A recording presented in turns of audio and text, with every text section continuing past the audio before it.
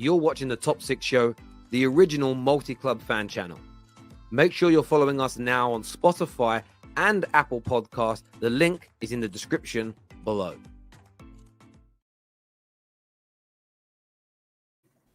Back to the Top 6 Show. Hit the like button, subscribe, turn on bell notifications as well. An action-packed show for you ahead, where we're looking at the Ballon d'Or nominations, who deserves to win, and a big question surrounding Kylian Mbappe. Is he a little bit overrated? That's what people have been tweeting. We're going to delve into that. We're looking at the top and the flop signings of the season so far, according to my beautiful and well-educated on football, that is. I don't know about outside of that panel tonight. We're looking at Mo Salah and the deal to take him away before deadline day to Saudi Arabia. And, of course, we've got to delve into the mess, the carnage, the ridiculousness that is Manchester United right now. Obviously, myself and Han, as United fans, probably feeling a little bit embarrassed to be United fans today. But I wanted to start off, boys. First of all, ladies and gentlemen, welcome everyone. Everyone well? Everyone good? Yeah, not great. Thank you. Not bad. Top 4 settings.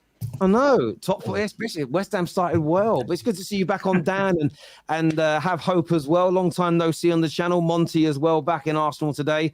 Obviously, JJ and Ram have been around loads, and Han's been here a few times per week for the last few. So you all know who they are. First thing I want to talk to you about is the Mo Salah situation. It's David Ornstein has tweeted and has stated that the deal will not go through. He will remain as a Liverpool player for, well, at least until January anyway. But it's reported that another bid, whether it be verbally or officially, of around 220 was going to be placed and was going to come in.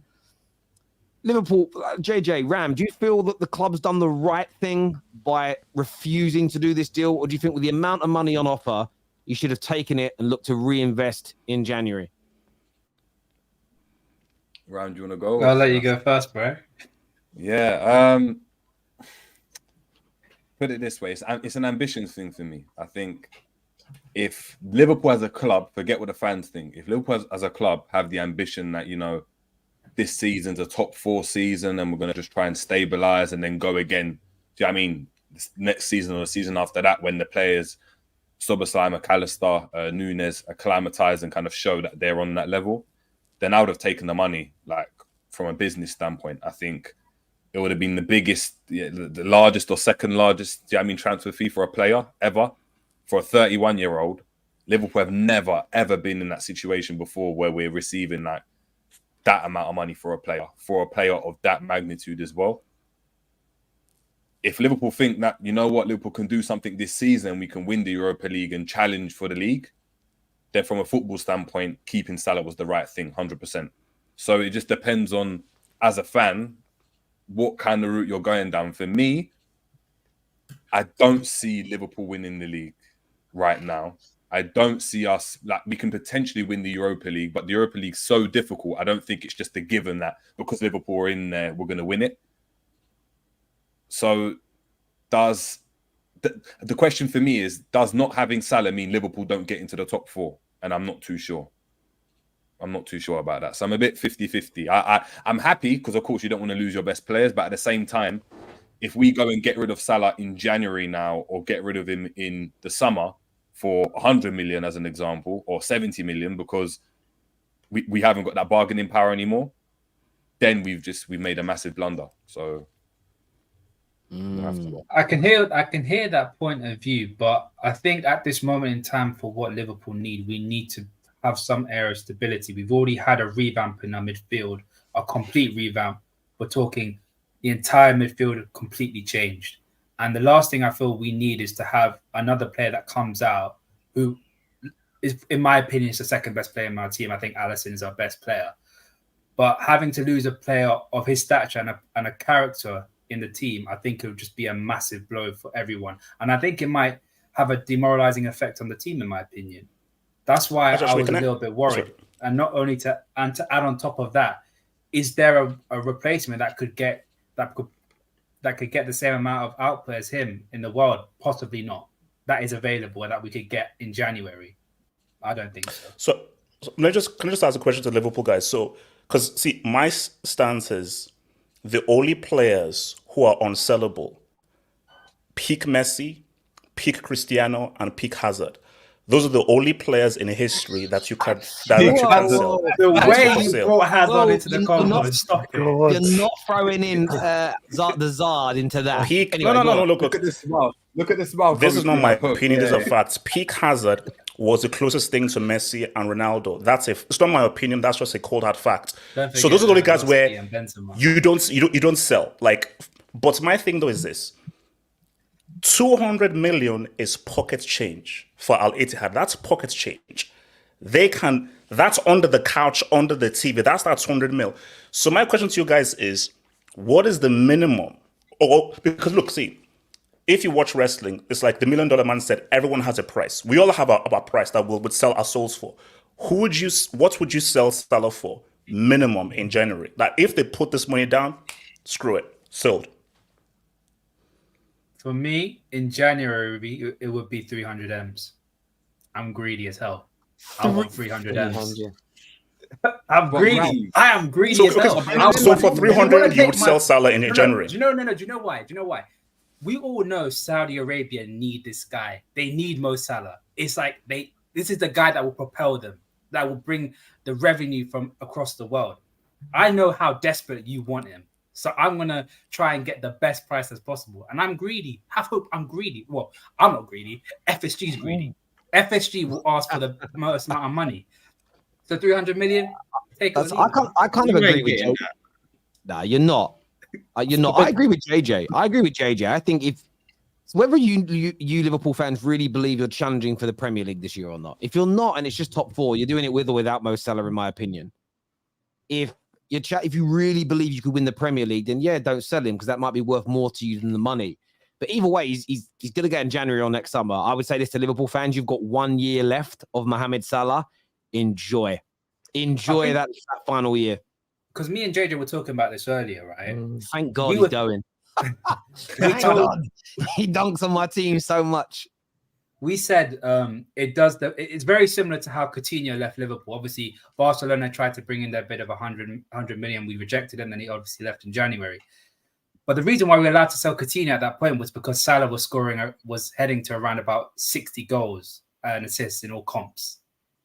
If someone like that in our team is doing that, or the whole team, so say like Darwin Núñez has 20 goals and Gakpo has 20 goals as well by January, then I think Liverpool would be like, maybe we are better off selling him or something along the lines. But it does depend. It's how do you replace Salah as well? I think he's one of the best wings. They're going to have to replace him at some point, though, isn't it? Surely, if he's getting into that age. So. But like they touched on, I think your season as well. But it depends on what your targets are. If you wanna win the league, you want to challenge in titles, you need Salahs. You need those types of players. And you can't just easily replace him with a like a 60 million player. Like name me one that you could just drop straight in that's available that you could buy right now. But I think 300 million is 300 million. You can't reject that. That's too much money to reject. So I mean, see, I agree with you. There isn't a right winger out there for the money. That's what's more important. Look, Liverpool trophies are Liverpool, Arsenal, Man United, Chelsea. These I know you're saying trophies. Yeah, but I know you're saying trophies, but that's where I go back to my point. Forget what the fans think, because we can be delusional and get excited over loads of stuff. It's the club. Do the club look at it, and they have to look at stuff and be like, realistically, what are the chances of Liverpool winning the league? We're not in the Champions League, so forget that. What are the chances of Liverpool winning the league? No, what are the chances though? It's not, you can't. Footballers can't. No chance. The club will believe in Klopp, innit? No, but it's still low. It's still low. Otherwise, they'll sack him if he doesn't win it. Then, because the expectation is you need to win the league. They don't. That expectation's not there. They're trying to give him a year to go and rebuild the team and just see progression from last season, in my opinion. So if that's the case, then they need to look at it and be like, well, getting into the Champions League might give us 100 million in revenue on average, maybe 100, maybe something like that. Once we get into the Champions League, 300, 250 for Salah is way more than that. Maybe the club, 300 you couldn't say no to, surely. Maybe the club sees it as 100. Maybe the club sees it as like, maybe if we take out Salah, the chances of us getting to the top four get reduced significantly. No, but maybe that's how they see it. No, but I don't think it's that. I think it's PR. It's PR. They cannot go and let Salah, Liverpool's best player, go and leave after the transfer window's gone. knowing how the transfer window went and how there's certain pockets of the fan base that think it was a disaster with the whole Caicedo and Lavia situation. It just cannot happen. Liverpool will only do that if they can go and come out and look good on it and be like, oh, look, we've done this, but look what we've done as a result. So when we sold Coutinho, it was look what Liverpool have done as a result. Not only are we winning and we've got all these players that are doing well, we went and got Fabinho. Naby Keita was secured in that January as well. There was so much optimism. So if Liverpool go out and they're like, oh, okay, well, Salah's going, but when Salah's going in January in the summer, Liverpool are announcing, oh, that X player, and whoever that X player is, like I don't know, Kvaratskhelia from Napoli. If he's coming and it's like, wow, Liverpool are signing him, then already the PR doesn't look as bad. It's like, oh, Salah's gonna go, but look, they're getting this guy that's won the league in Napoli, and look how. And do you know what I mean? It looks a bit better. They can't allow Salah to go right now. It'd be criminal to. Unless there was a ready-made replacement, and I think, but in my opinion, the replacement was available, but he's gone to Aston Villa. So. I think the thing is, you're looking at it like you need this replacement. You need someone as good as Salah to play in that position. And I think from what we've seen so far, with how West Ham and Spurs have done things, you know, we both Spurs lost Kane, we lost Rice, right? But we took that money. We didn't necessarily get a stronger player in that one position, but we've strengthened the team as a whole. So we, at the moment, look better without these big players than we did with them. And that can happen to Liverpool. Yeah, you might be weaker in that position, but you might have a better midfield. You know what I mean? At the same time. It's not the first time that a team has wasted the money, though, from a player like that. Look, well, I remember Tottenham with Modric. Sold him, and then we did it with Suarez. Garbage. It happens. It's rare. Yeah, who did you buy for Suarez with money? Markovic, Balotelli, Balotelli. Oh my God! You also did it when you sold Torres. You went and spent 50 million on Andy Carroll. 35. But we got Suarez as well. But my thing though, I miss Liverpool being crap. I miss it. I miss it.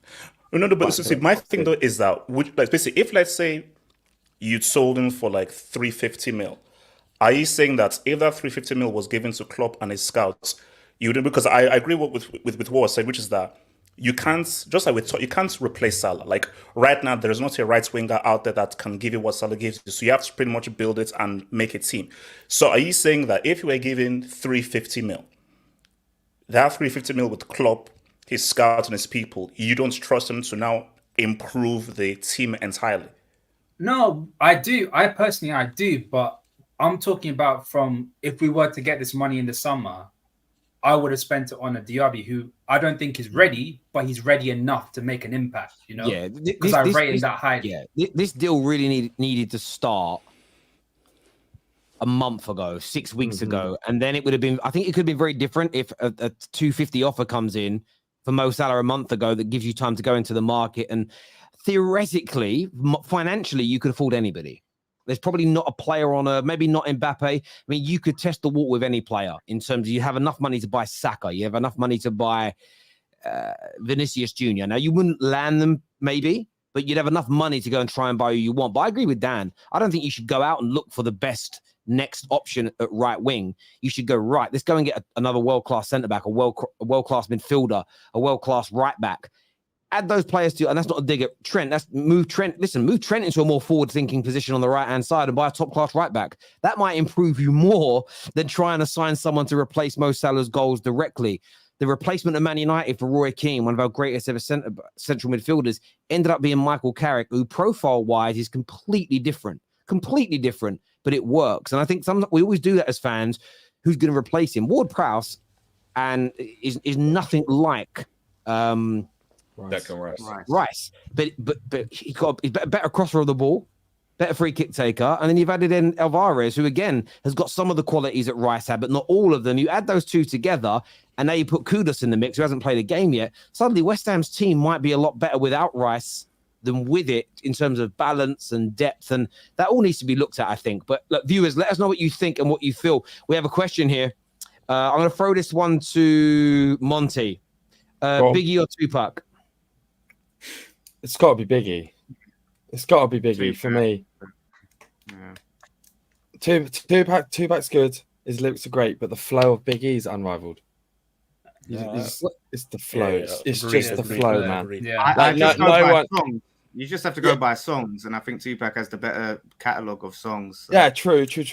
But like, He has I'm the bigger talking like catalogue. just He has the bigger catalogue. raw flow. Iggy, he will always hype you no matter what song Yeah. it is. He'll hype. There we go. And then it says Arsenal will win the league. Duh. He's got the answer to it. Is what Duna Gareth has got to say here. He's actually, he's put that in. So this one's for Have Hope. Sorry, this is Have Hope. Stop mentioning Burger King Hazard. But see, that's the thing. That's just fat shaming. Surely we should be living in a world where we should not be fat shaming people in 2023. But I still hold firm. Peak Hazard was the closest thing to Messi and Ronaldo. So that's the facts. That might come up later in our Ballon d'Or and a conversation and much more. Viewers, keep hitting like and share buttons for us. Manchester United, it has been a torrid 3 or 4 days. So bad off the pitch that most people have forgotten about the situations on the field of play. The first scenario, Hannes Sancho, and there was talk today that a loan offer came in from the Middle East. And essentially, Man United said yes, but there has to be an obligation to buy £50 million. That was rejected by the Saudi club.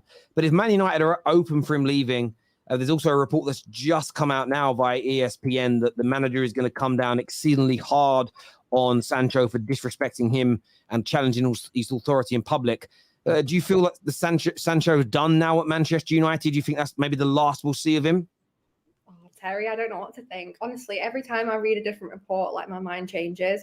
Part of me thinks he should stay and prove himself. Like on Monday, I'm kind of an advocate for that.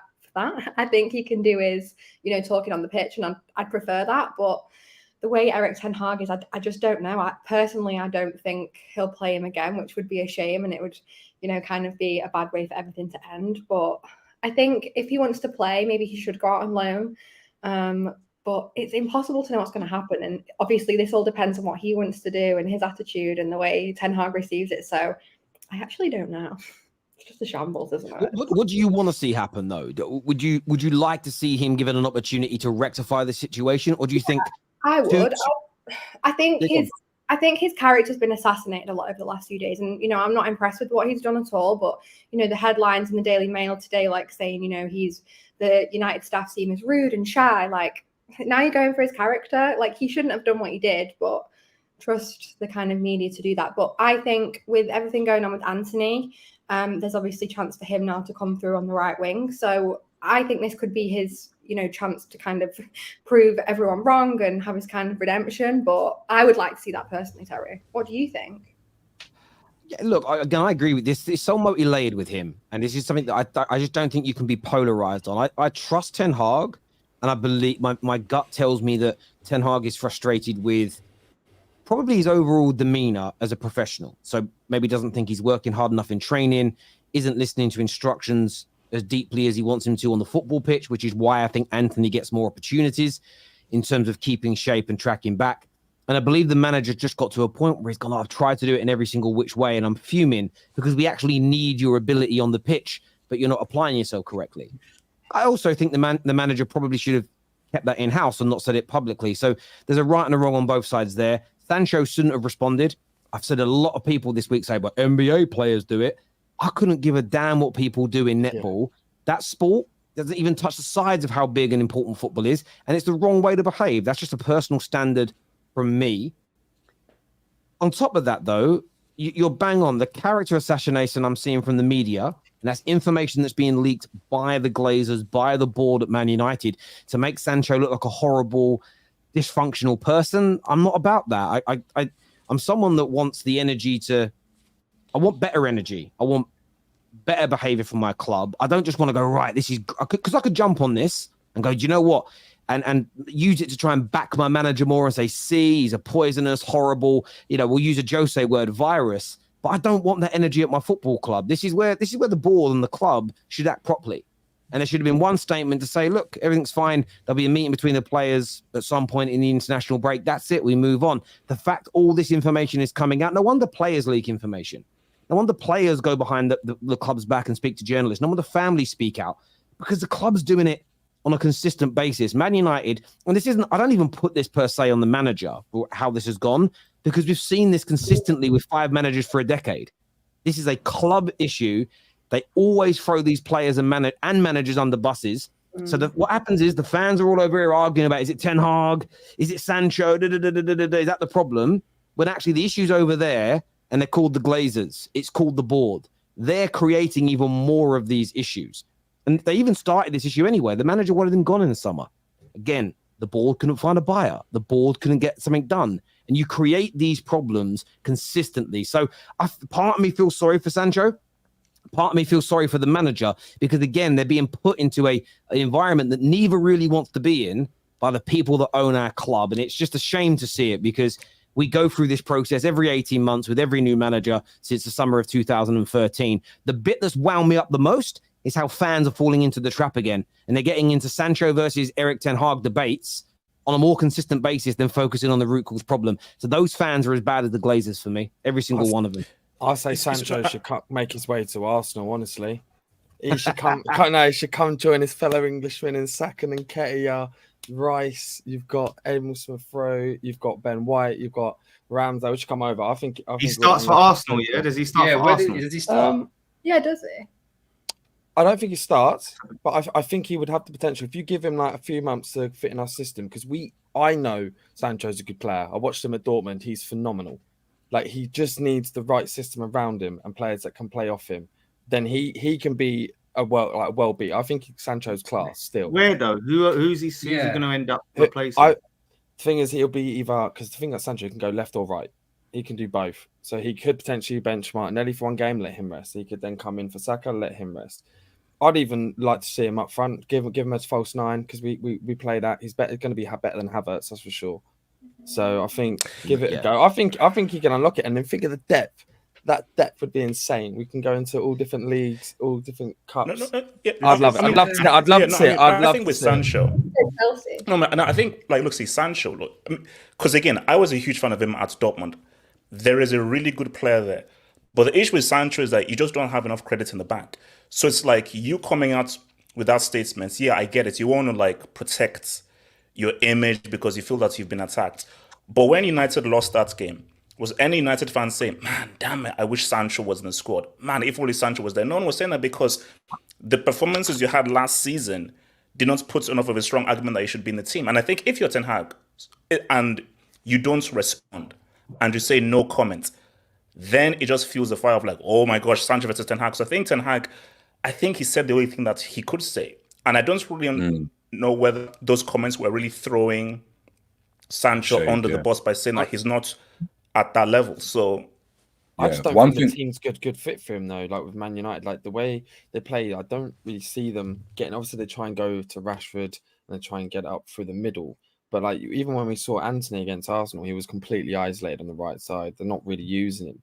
So I just think if he was in a squad and a system that actually goes, that the whole point of it is to get one-on-ones on the wing. If you look at Arsenal, how we isolate Martinelli with their right back, Saka with their left backs, and we use Ødegaard and Rice in the presses to create those overloads. Then I think he could. I think he would do. He would. I don't think it's happening though. I'll be honest with you. I don't think you're getting. I don't think it's happening, but I would love it. I would love it.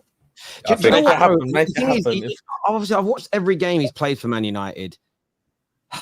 And the thing about him that infuriates me on the pitch, forget keeping shape and tracking back and all the prerequisites that should exist. From an attacking point of view, I look at him and go, you've got this fullback. Try and cook him.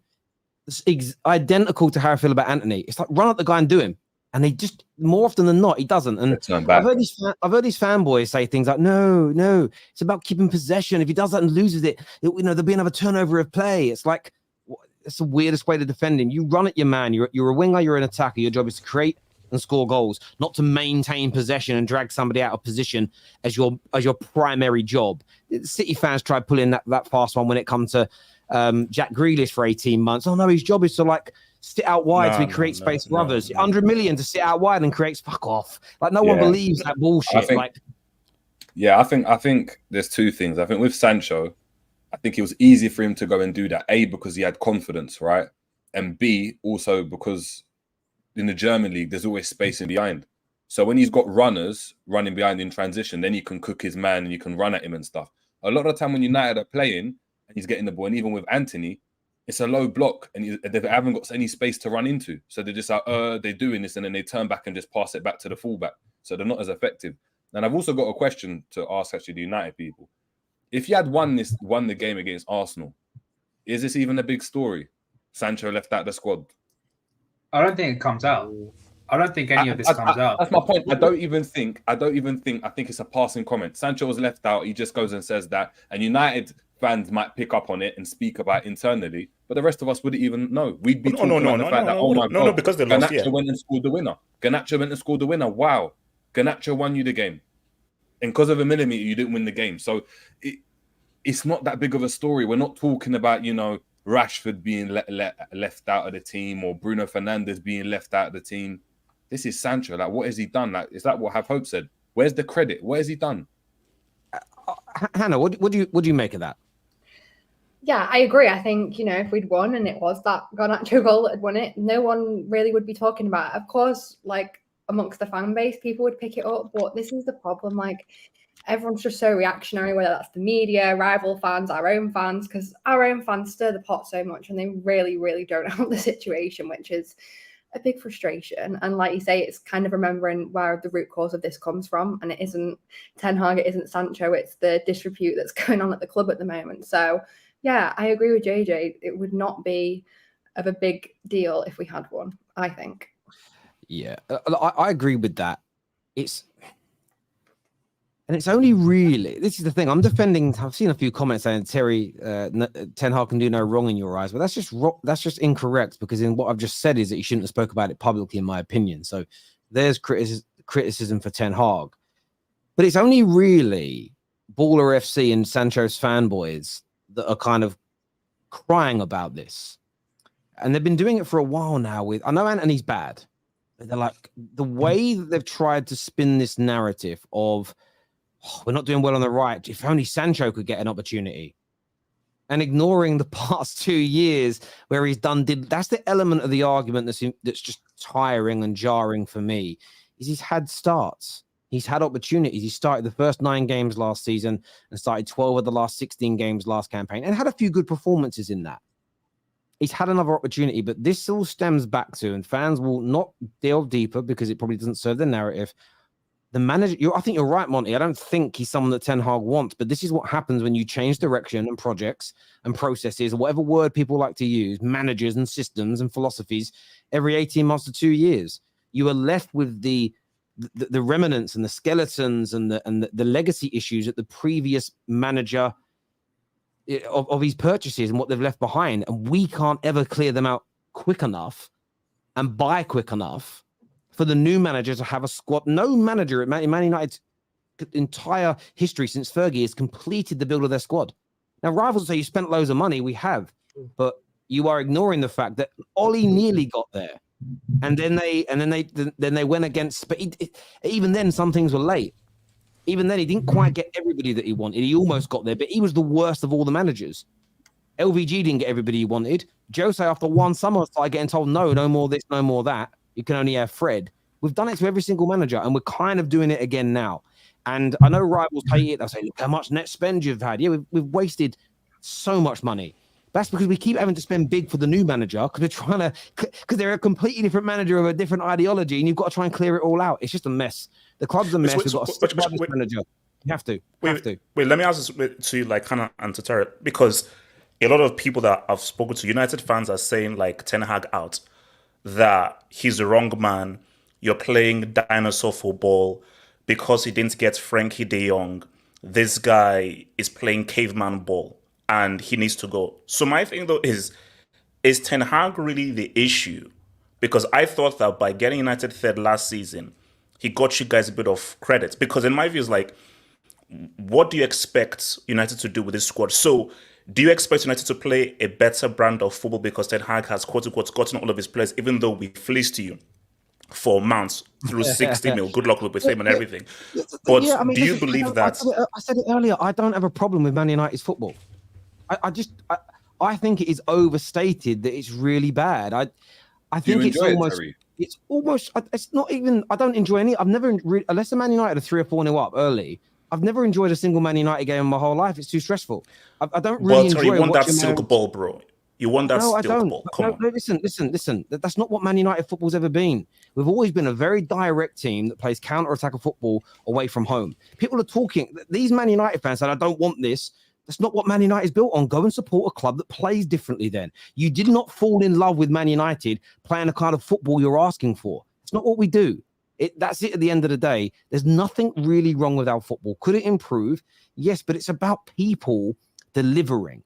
Last year, when we didn't win a lot of those away games against teams in the top 9, include also games away like Brighton and a game away against West Ham right near the end of the season, we didn't not win those games because of style of football. We didn't win those games because we didn't take our chances. And then what happens is we concede and we have a mentality brain freeze and don't play our football.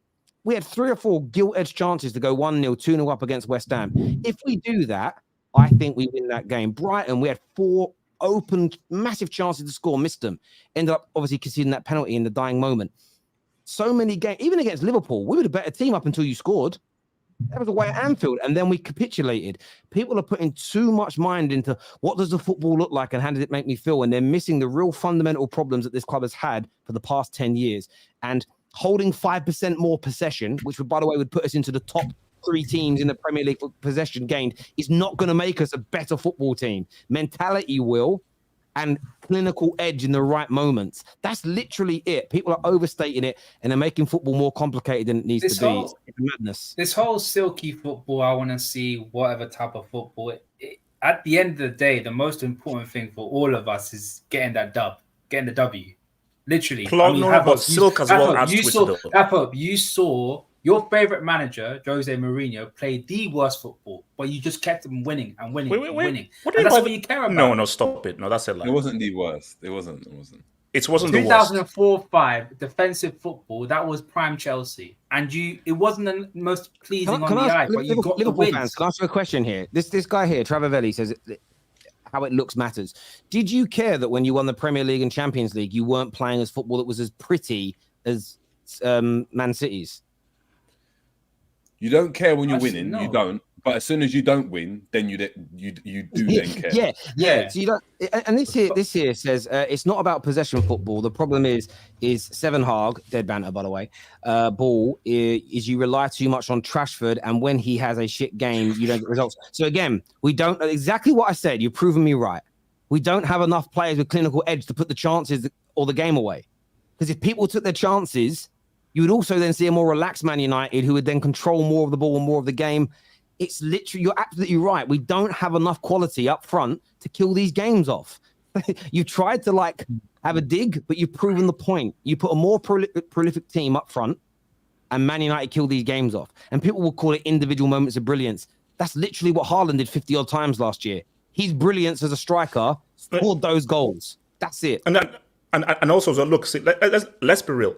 If not for a freaking pubic hair of an offside, United win that game 2-1.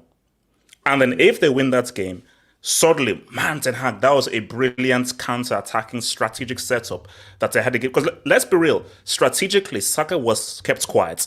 And United had a very good game plan of soaking on pressure and then countering. So if not for a pubic hair, United win 2-1. Wow, what a brilliant tactical plan that United had. But they lost the game. Then it's like, oh, Ten Hag, why are you going up against Sancho, this or that? Because what I just find crazy is the amount of United fans I've spoken to who now view Ten Hag as the villain and as a problem. And I say, wait a minute. So if you sack him now, who do you then hire? Bro, they're liars. They don't view him. Listen, they don't view him as this. What they're doing is what they've done to the last. They've seen what's happened the last 3 times we've been through this. They see that on social media you can grow very quickly by turning on a manager as opposed to anything else. Loads of people grew for the LVG, Jose, Oli eras.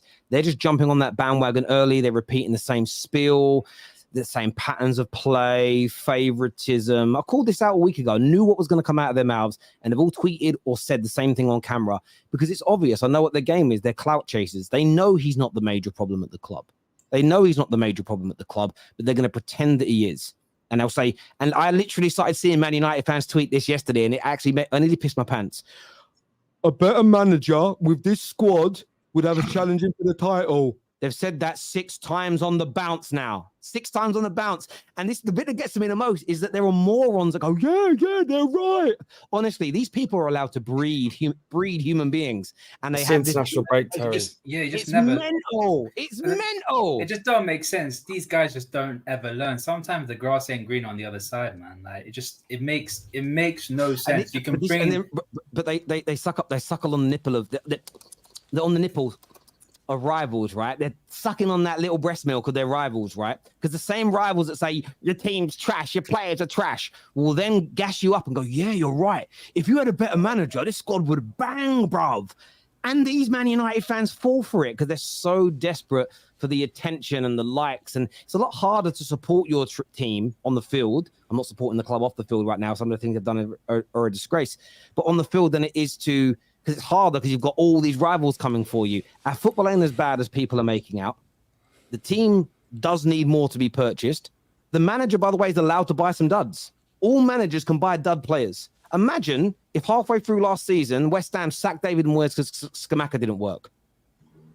Might not won our first European Cup in 40 odd years. I keep got to be held accountable when you sign a bad player. So by that logic, every time a manager signs a bad player at a club, they get sacked. Shut up. You're never going to get a 10 out of 10. Perfect transfer window on every single signing. But I promise you, you could go out, you could sack Ten Hag, you could get De Zerbi. Your problems would still be there. You would still be the same Man United we've seen. You've done it manager after manager after manager. It's not going to change anything because you're still a terribly run football club. You're still really poor. Even Sancho, you look at Sancho now and you go, he's been a flop, but all of this smear campaign that's coming out and leaking against him that I think comes from the club is counterproductive because now you're devaluing your own player. You're just a terribly run football club. Go and get Zidane. Go and get De Zerbi. You're not winning the league and under the way you're run at the moment. I do think a lot of the Erik Ten Hag hate this season has come about because of the certain transfers that United fans didn't want. I.e. Mason Mount. Because of the amount of banter that Chelsea fans, even Liverpool fans to an extent, have been given to the United fans about Mason Mount and how they signed him and he's not going to do much for United. They all started to go on the bandwagon of talent ID isn't good. The style of football ain't great. We don't see a vision with that kind of thing. It's just because fans don't see the type of players that they want come to their club, and they're like, "Oh, the manager doesn't know football." No. I think look, everyone's trying to buy these players, but I think Man United are quite going off their sort of roots, similar to what Arsenal did for years, and we had sort of the rebuild of it. Is focusing on the youth. Like Carrington used to pop out players non-stop. They wouldn't necessarily not always start, but they would generate so much money as well. Like going to other leagues around the world, or they'd loan them out, bring them in, and they've sort of like drifted from that and just trying to buy all these big names. Yes, they're a massive club with a huge marketing reach around the world, but you don't always have to do. I think if you get a homegrown player like we have with Saka, it connects the fans more with the club. And yes, you have Rashford, but that's it, really. I mean, Garnacho I wouldn't class him as a Carrington player. Yes, you got him young as a youth player, but I'm not classing him as Carrington. What you need is, I think, more homegrown talent. That's the whole point. For us, yeah, but like just a player that comes through your ranks, and because you connects the fans to the players, and when you have a series that come through. But Man United signed Ryan Giggs a year older than we signed Garnacho. Garnacho's been with Man United since 2015, which he's 19 now, so that was 8 years ago. So he would have been 11 years old when he joined Man United. That's a Carrington player. He's just not English. But that's 11 years old joining Man United makes you a Carrington player for me. Yeah. I didn't even know he was there for that long. I thought he was only there for like a year. Ryan Giggs signed for Man United when he was 16. He wasn't we didn't play at Carrington then. We were at the Cliff. But he didn't come through the youth system at Man United as an 8, 9, 10-year-old. But yeah, no, listen, I hear what you're saying, and there's issues there. But I just feel that I don't even know how to say it in the right way without being offensive. Things are not perfect at Man United, but there are people saying nothing's improved. I'm like, hang on, this is a team that you all predicted to come 8th last year, came 3rd, won a cup, got to the FA Cup final. Yes, this season we haven't started off amazingly. But I think we're going to get better. And, we suddenly come back and win the next couple of Premier League games. Then what? There's such an overreaction unbelievable, in my personal opinion, to what's going on the football pitch, where the more focus should be off of that. There's some super chats here. First one says, is Ten Hag getting the best out of the players he's got? It depends which one. I think he's getting the best players, out. Yeah, I mean, if you look at his main signings, Lissandro, yes, I would say that he has. Casemiro, even definitely. current signings as well, Terry. Like Varane's playing his best football for United at this moment. Who? Varane's playing his best football at United at this moment. Yeah, but he wasn't even a Ten Hag signing. But if you just looking at, I'm just getting all that signings up on my screen in front of me so that I can get these. And I'm talking about the permanent signings that are still there. Mm-hmm. You know, I'm not going to judge any. I mean, you can't judge Haaland or Amrabat because they've not kicked a ball yet. But people like to throw them into the percentage. So Onana, I think he started okay. Mount's played 2 games. I can't judge any of them. If we look at last season's players, Casemiro, we signed 5 players: Eriksen, Malacia, Martinez, Casemiro, Antony. The only one, in my opinion, that you would say really hasn't done anything is Antony. The other 4, like the price tag, definitely. Yeah, Malacia came in at like £9 million as a young prospect at left back. We're judging him as a star signing. No, the others have done well. The other players have barely kicked a ball yet. But I keep seeing these stats of only one of the 9 signings has been successful for Man United in the 2 years he's been here. He's been here a year, but they're counting 2 summers as 2 years. It's Fugazi. It's Fugazi for me. I think the Haaland sign would be a good one, though. To be fair, he looked quite sharp in his little cameo. For me, Ten Hag had a master plan against Arsenal. We win the game for 90. We win the game. I think he means for 90 minutes and just a whisker offside. And we are back to negativity. I knew the BS would be for 2 weeks until we win again. I hear you. Break. Phase 2 is the hardest phase. Arteta versus Aubameyang. Maybe. Get the owner out. Give Ten Hag 4 years like Arteta, then judge, is what Sam Lowe, I think is a Gooner, says here. If the club gets sorted, you won't have these issues. Agreed. HH spewing nonsense again. Eye test merchant comparing peak eating McDonald's Hazard to Messi is blasphemy in the highest order. Hazard doesn't even compare to Salah or Suarez, never mind Messi or Cristiano Ronaldo. David, you don't look. I wasn't giving my opinion. I was giving a scientific fact. If you choose to reject it, that's your own issue. I'm sorry. Come on now. Replay is the best out of the players at the club. Again, Hannah, what would you say in terms of the players he's inherited? Has he got some of them or back to playing their best or better than they were in the previous season? Yeah, definitely. I mean, look at Rashford, 30 goals last season. I mean, I know he did a lot of work with Benny McCarthy and all of that, but his coaching surely has got to take some credit for that. I mean, Wan-Bissaka, another player that's just come so good under Erik Ten Hag. And I think it's players like that, you know, that don't kick up a fuss and just the results come on the pitch that kind of get missed. But I think a mix. But he's had some good signings. There's been some that have been questionable. But like you say, we're 4 games in. We can't judge these players yet that have come in this summer at all. Yeah, like Varane, he's last season got back pretty much to his best. He can't help the injuries. Delo was a lot better. Shaw had a very good season last year. Bruno didn't score as many goals, but again, you know, 20 goals and 21 assists, and everybody said that he had a bad season. Like, I'd like to see how many everybody else's midfielders got last year, you know, and plus he led us to our first, ended as a captain, ended the trophy drought. That doesn't count though for some reason. Coming third didn't count either. Like, there's no improvement. So this is what we're saying. Still having Maguire though is crazy though. I think the fact that he was cheered by Arsenal fans when he came on is wild. Yeah, but that's not Ten Hag. Ten Hag was willing for him to go, but the club wouldn't pay his wages off. So again, I can't hold that against my manager. But this is the crazy thing: a team that had its worst season in 40 years, and no one predicted to come inside the top 6, let alone the top 4, comes third, wins a trophy. At the same time, none of his signings work. None of the players he's managing have improved. So how the fuck did we win a trophy, get to a final, and come third? If somebody can answer me that question, I swear I'll pay their mortgage for a year straight out. Transfer you the money to your bank. Answer me that question. How he can't improve a player, every signing's a dud, and we're shit, and he can't manage, but we improved. How? And don't say, because Liverpool and Chelsea were bad, we still had to win our games. I'll give you the league was poor last season. No, we were so much better last season. If you actually watched us compared to the season before, like we looked so much better. So that's just nonsense. It's crazy to me. Again, I understand the banter analysis, but when it stands up against scrutiny, it just doesn't make any logical sense. I tend to think the league looks good nowadays, though, especially with Brighton and Aston Villa and the Newcastle's coming up out of nowhere. I think it looks so much better nowadays. You hear Liverpool fans for the past 5 years have claimed that the Premier League is the strongest that it's ever been in its history when they've been near the top. Now suddenly it's really bad.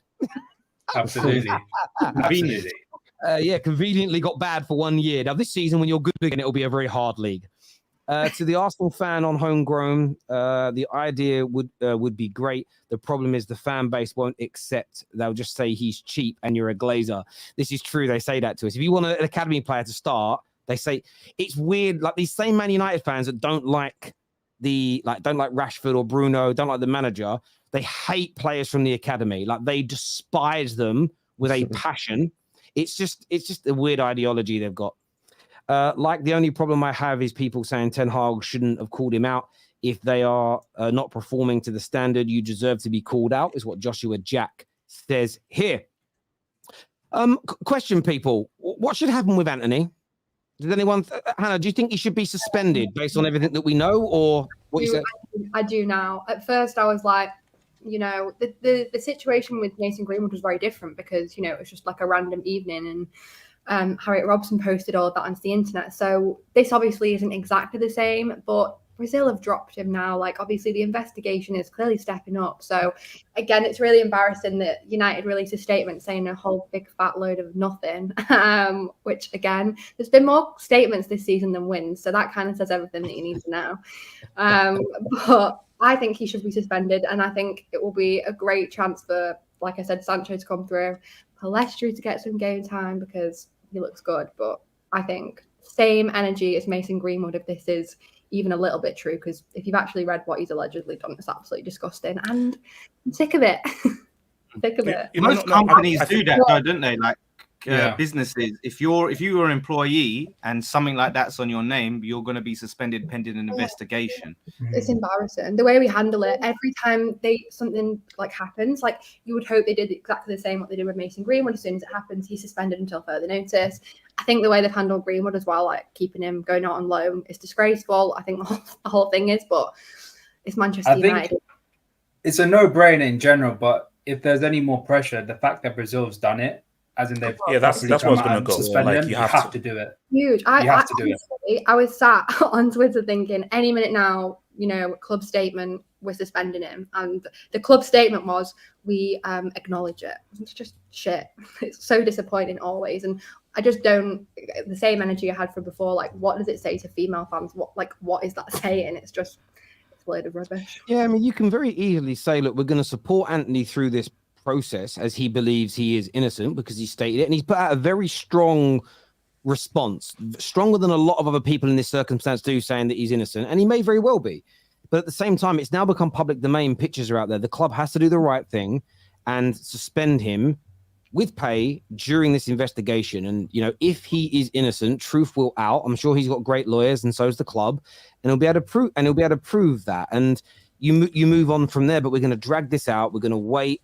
And it just becomes a circus that does. And if we suspend him today, and then next week the police drop the case because they say there's no evidence, nothing to answer, then he's unsuspended. What we're going to do is we're going to leave it right until the 11th hour, and then make a decision. And again, it distracts away from the football team, and it becomes a problem. And look, there's been other players, some of them haven't been named, we know that publicly, that have also been under investigation, and clubs have allowed them to play, and we all said that was wrong. So I need to keep the same energy for my football club and call it out. And yeah, listen, I hope that he's innocent, because I hope there's been no victim, and I hope that this hasn't happened. But the club's got to act, especially, as you say, especially after Brazil. They've done it now. But where I'm troubled with this club is, look, we had a convicted nonce as a guest of honor at a game. 19 charges, found guilty of, 4 years in prison. And this is the maddest thing about my club. They've turned around and said we didn't know what he'd done, right? This man was our women's manager for nearly 20 years, from 1983 to 2001. Imagine that someone that role at your club, and fair enough, women's football wasn't as highlighted through the 80s, 90s, and early noughties, but the club know who he was. You'd hear through the grapevine, you would hear, oh my God, he's gone down. You would. You hear about all your mates. If any of your mates get a bit of bird for anything, you ain't even seen him for 10 years, you hear about it through a mate, through a friend. Imagine this. So the fact that the club had him as a guest of honor, by the way, at a woman's game, when his offenses were against women, it just goes to tell me, again, away from the dressing room and the players and the manager, the people running our club are absolutely either completely incompetent or they don't care, or they're up to some mischief themselves. Do you know what I mean? Terry, quick one. Me, this club Sorry, was he convicted and then made the guest of honor, or was this he was made a guest of honor, but then afterwards it was revealed? No. Actually, now listen to this. He was convicted in 2011 and did 4 years in prison. He's still suspended from essentially all activities with children and in football. Can't be within football. And he came to the ground, didn't just turn up to a game. He was there as a guest of honor by the club, invited. I said this like a week ago. It can't get any worse than here. You were laughing. I know you're not laughing because it's funny. You're laughing because it's absolutely ridiculous. I know that. It's like when I first read it, I laughed. I went, no way. No one would be the. Honestly, this ridiculous is an abomination right now. I'm embarrassed. I'm embarrassed as a man. I said this to Big Steve earlier. If they've come out and said that their excuse was, we didn't know what he'd done. We didn't know any of this had happened. How, right? And it's crazy to me. If it turns out that they've covered up this Antony thing as well, I've said until everybody at the club is sacked that's involved in doing this, I will not support the club anymore. Mm-hmm. And I'm very strong on this. This is getting to a point where it isn't just a bit of financial manipulation. I wouldn't even stop supporting my club if we paid a referee off. You're trying to win football matches. This stuff is the worst crimes imaginable that we look like we're supporting. How can any Man United fan, and I ask this question generally, wear a shirt, go to games, support the club and cheer when the people running it are doing that? It's disgusting. And this isn't about virtue signaling. This is about me as a father looking at this situation.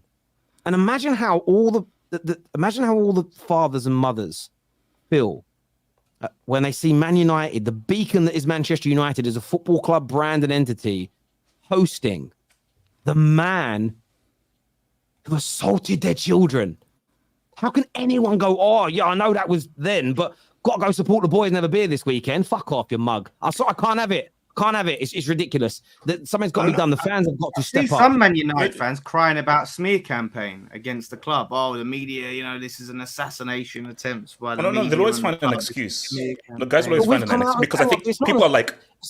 Sorry, Half-Hope. It's not an assassination attempt if we come out and go, absolutely. Look, if we haven't covered this, like I said with Antony, the accusation is we've covered it up. And I'm saying if we have, my mind will be there. But this thing with this ex-manager, we've come out and acknowledged we did it. It's not a smear campaign if we did it. I don't know, man. It's crazy. Sorry, no, you're right. Because I just didn't look. I think there are some fans that will literally excuse anything because for them, supporting their club is literally like next to oxygen.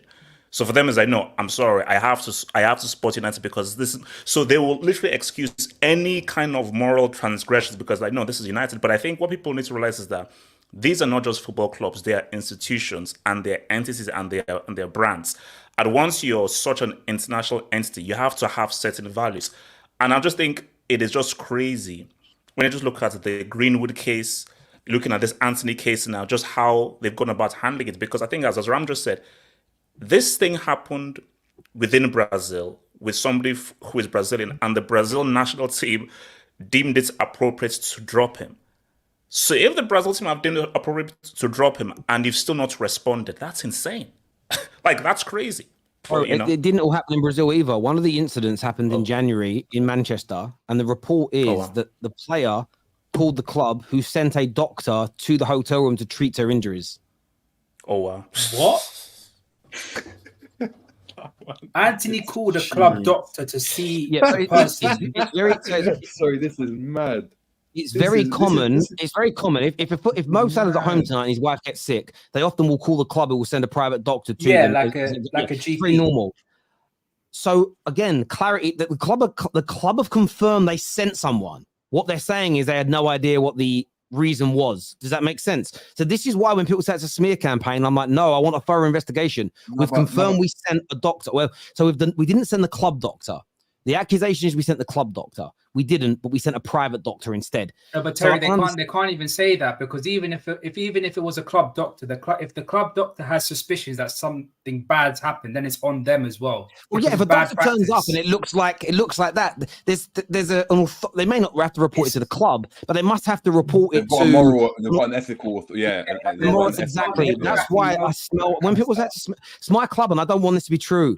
I've started defending Ten Hag on the football pitch. I would defend my club to the hilt.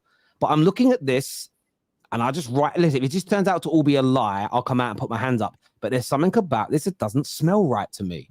I smell a big, fat, dirty carcass of a rat. And it's mad. Again, so they haven't denied this. Please please stop reading tweets.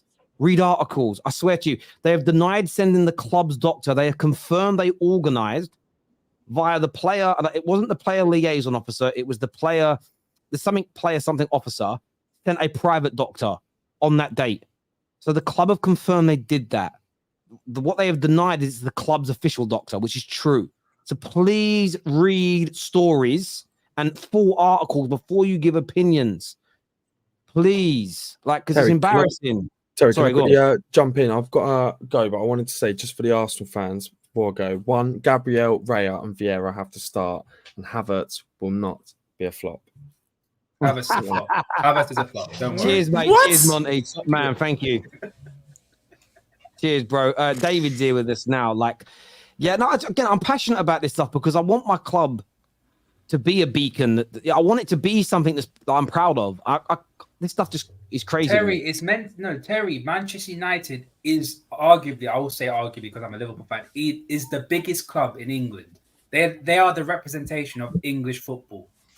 And to have all this stuff come about at the club's name and all the nonsense that I've been hearing so far is ridiculous. And it just gives English football a bad name. As one of the standing fathers of English football, to have all this on your name is absolutely disgusting, in my opinion.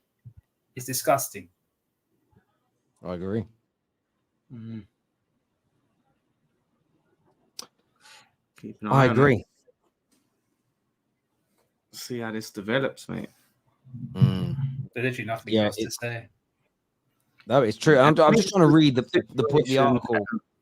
Yeah, it's crazy. Is he suspended or not? Is he still play? Do you think he'll play in the next game? Do you think he'll be in the team? No, he can't be. Basically, that's why this situation is so crazy. So, if let's say Sancho hadn't said anything, this would have come out, and Sancho's in the team. So, if you're Ten Hag, what do? If you're Ten Hag, based on just the decorum of the dressing room, you can't play Sancho unless he publicly apologizes or he makes amends. So if you're Ten Hag right now, really the situation is you neither have Antony or Sancho for the next game. Pelistri. Because it would look so bad on Ten Hag if he brings in Sancho now based on what has happened. So Antony, I'll be shocked if Antony says so. Really, Antony, you have to be suspended.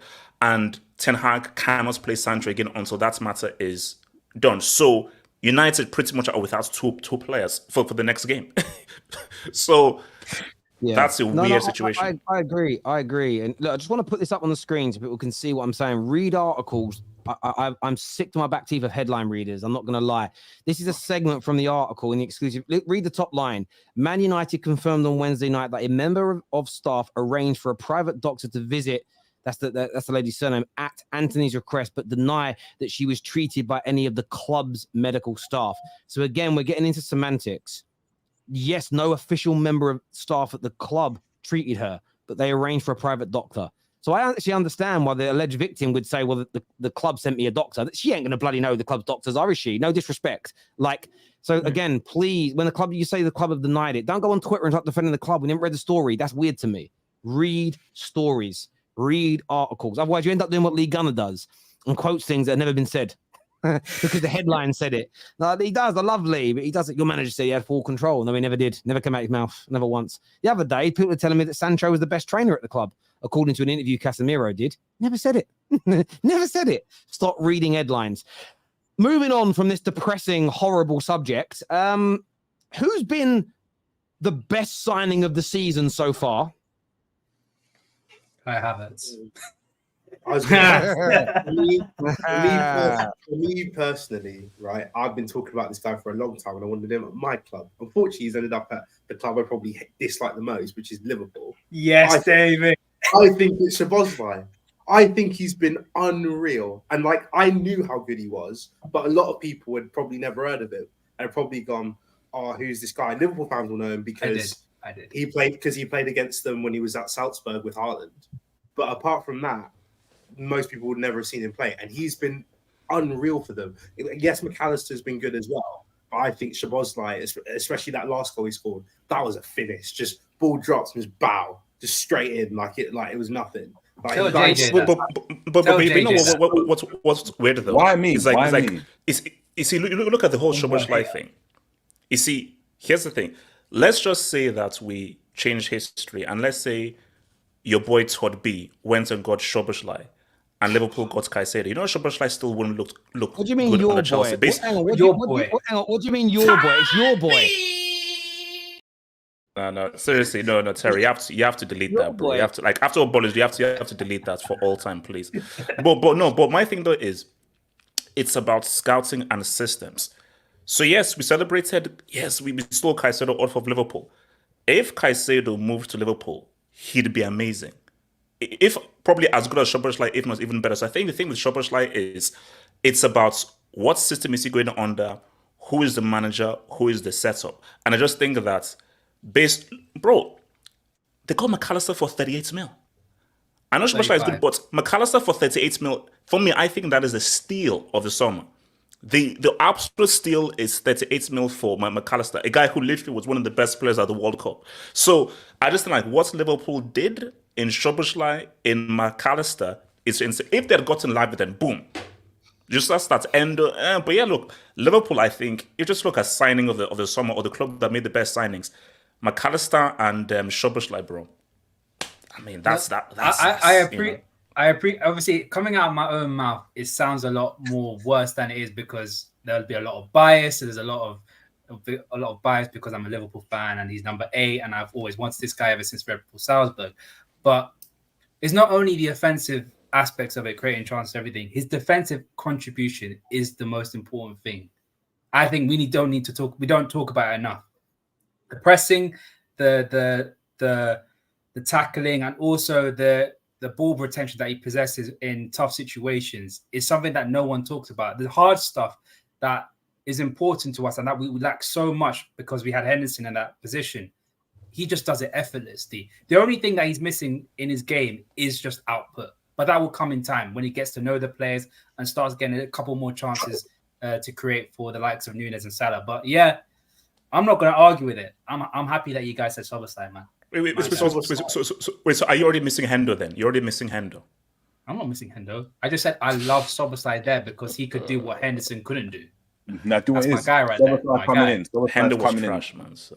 Yeah, Szoboszlai coming in has proven that you can have the work rate of Henderson and you can still expect tech. Like you can still have ability on the ball, and those things can actually come hand in hand. Like it. A lot of us, including myself, were like, "Nah, he needs to be in the squad because he offers this and he offers that." Exactly. But there actually is a world where the two things can marry. So that's good. I told you, JJ. No, you did. But I said he's going to do the Henderson role, which he has been. So I don't ever think he's going to get that mad output. But he's been amazing. For me, though, objectively speaking, it has been Maddison. It has. I think people thought Spurs would be in the mud. I think they've got a guy called Ange, as gaffer, and no one really rated him. They got rid of Kane, and still, this guy is able to. Spurs are ticking at the moment, and in terms of aesthetically, they look really, really, really good, and they're up there, thereabouts. And everyone thought they'd be 7th, 8th, 9th, and of course, it's really, really early on. But he's been integral to everything that Spurs have been doing. So, either one of them for me, but objectively, I think I got to say Maddison. I'd have went with Maddison. What are you saying, Han? Who do you think's been the signing of the summer so far?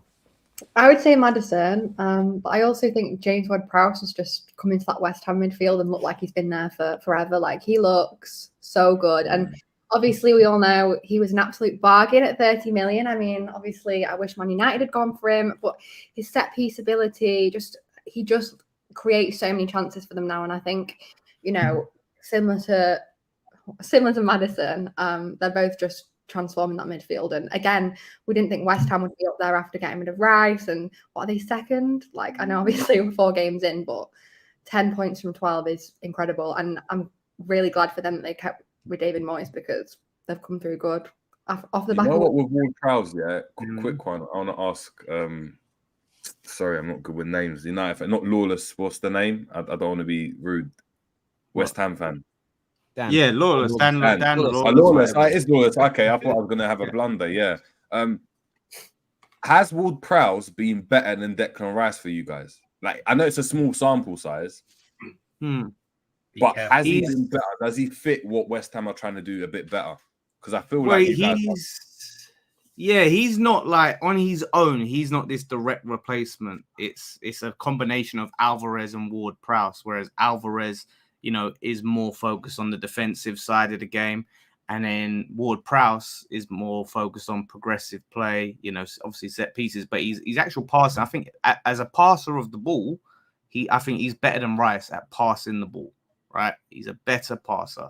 And in that regard, and it's helped unleash Antonio in a lot of sense, because he can pick out those passes, whether it's the diagonal passes, whether it's the through balls, having someone like that. So I think he's better at that than Rice. Alvarez, I don't know if he's better than Rice at defending, but as long as he's not too much worse, I think that's it. You've got ultimately a better midfield. So I think Ward-Prowse is a good shout. I think your midfield is when you were playing Rice next to what's his face? Superchat. I just didn't think it worked. If you put Rice and Ward-Prowse next to each other, I think that would have worked. I think it's the combination you now have is better than the combination you had last year, even though Rice is probably a superior player to all of them. But Ward-Prowse is a great shout, Hannah. It's a great shout. What about Declan Rice though? Because I know he costs 100 million, so the value's there. But he's been excellent for Arsenal. In the game against Man United, he was probably the man of the match. Would anyone put any of the big money signings up near the top, or is it more the value for money signings that have had the better starts? No, value for money for me. Value for money. Value is important. Like 100 mil. If I look for Rice for 100 mil, I expect that's the least I expect for 100 mil. So I think for Rice, I need a larger sample size to see if he's really been worth 100 mil. Because I think for Arsenal, it's like I felt that the Xhaka Partey thing, they complemented each other really well. So to see how, because again, like if you want to talk about flops of the summer, I mean, it's going to be a shootout between Havertz and Mount, because like Havertz is, I mean, I don't know what Arsenal were thinking of, because he's like the guy, he sells fruits. I'm sorry, the guy sells fruits. He's trash. So he's a false. But so I just don't know how it's going to work with Havertz in there, with Rice and Partey, because Havertz is just messing things up. So. Okay, that makes sense. I think Kovacic is someone that we haven't talked about. And talk about value for money. 25 million for Kovacic, is a steal for Man City, and I think so look good. I think he's going to be an excellent signing. It's hard, like if we're going just by obviously players that we've been able to see a bit of. Like I said, I would go with Kudus as a shout for us. 35 million, I think will be a steal, but he only has played like 2 minutes. Yeah. I mentioned. Wait, how much was Doku for City? How much was Doku? 60 M's. No, 60 M. Yeah. 60. Yeah. I mentioned his name earlier, and I think he's gonna. So go on. I think he's gonna do really well as Moussa Diaby. I've seen how good he was for Bayer Leverkusen, and he looks really, really good. I was really worried he was going to end up at Arsenal, because I felt like his strengths would have just gone missing at a top 6 side, just because they would have sat back and he wouldn't be able to use his pace to get him behind. I think Villa's like that perfect. Yeah, he just puts him perfect. Quick one. I know like this might be, I'm going to get cooked for this in the chat. Has Declan Rice been that good though? I know he scored the goal, but I didn't want to say it, JJ. I didn't want to say it. I didn't want to say it because I didn't want to be attacked. Like, let's be real. Like no, when you're looking at his performances. No, but when you're looking at his but not great. No, but when you're looking at his performances, right? That's 100 million. So regardless, when you're looking at his performances, have they been standout the way Partey's were last season, or the way even Xhaka's were at times? He hasn't. Like I think Arsenal in general have been worse, and you can put that on loads of different reasons as to why injuries, Arteta playing Havertz, all these systems and stuff. But has Declan Rice been that amazing? I feel like the media's trying to spin this narrative of this savior. I agree. I'm with you. It's like I have not seen. You see, when I've looked at Arsenal, I'm saying, okay, how has Rice improved this team? I've not seen it. I've not seen how. Man, I've basically saying Szoboszlai. You can already see how he's improved over that overrated bomb Henderson. So it's like when you're just looking at Rice right now, I'm like, bro, you can insult Xhaka all you want. The Arsenal's midfield had better balance and functioned better with Xhaka in it than with Rice in it. Can I caveat that, Havo?